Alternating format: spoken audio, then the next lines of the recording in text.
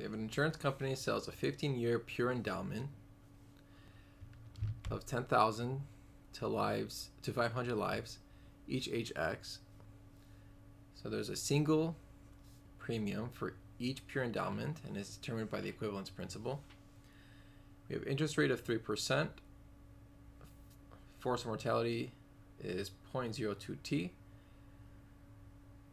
We're given the aggregate loss, issue random variable for these pure endowments. And we want to use a normal approximation without continuity correction. And we want to calculate the probability that the loss is greater than 50,000. So let's understand this loss. Okay. So for a pure endowment, it only pays out if the person survives the 15 years. Okay, so that's when they get a payout.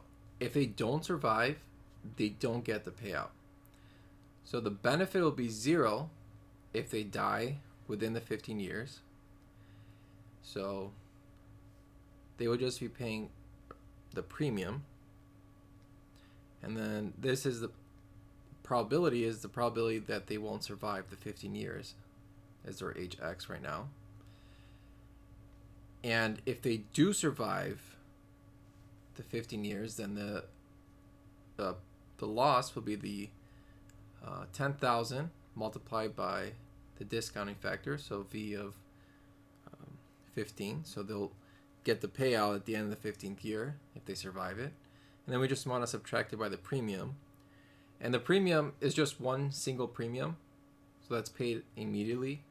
So we'll just subtract it with P. And so this payout is going to happen if we survive the 15 years. So let's actually calculate the probability of surviving the 15 years. So this will just be e to the negative, and then we're going to integrate from 0 to 15.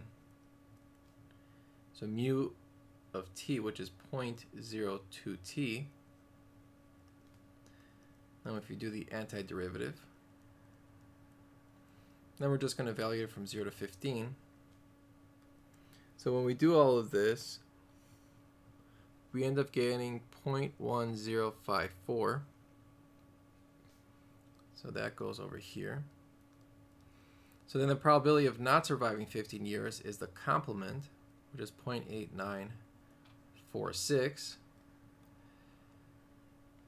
So we want to find the probability that the loss is greater than 50,000. So we're just going to write it like this. We're going to subtract it by the mean and then divide it by the standard deviation. So we want to find the mean and the standard deviation for this loss. Now, because we can use the equivalence principle. So if we go back up, so this says the premium is determined by the equivalence principle. That means that the mean is 0.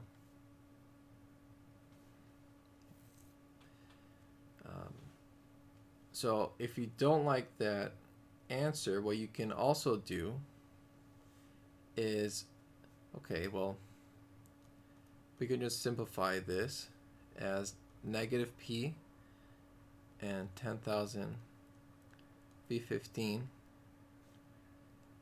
minus p. So this will be probably 0.8946. Oops. And then 0.1054. So the expected value will just be you multiplying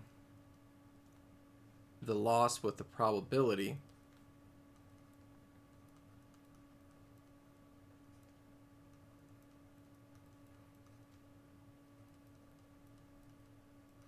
And so when you do all of this, you're just going to get 0. So the expected loss is 0. Now we want to find the variance. So this one we could just use a shortcut because this is a Bernoulli. There's only 2 outcomes. And so if you recall, if you're given A and B with probability P and Q, the variance of this distribution is just a minus b squared times p times q. So we can apply that to what we have here.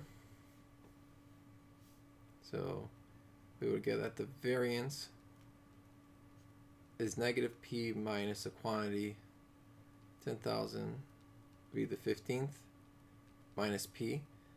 This whole thing squared, and then you just need to multiply by the probability. So it's 0.8946 times 0.1054.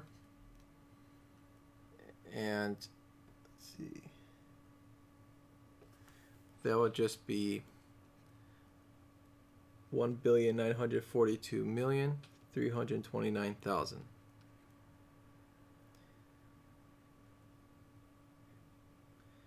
All right, so yeah, we could just put that over here now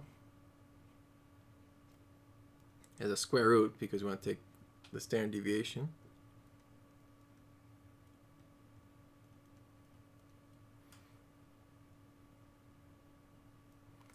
So we have probability that z is greater than 1.13, which is equal to 0.13. And that's our final answer.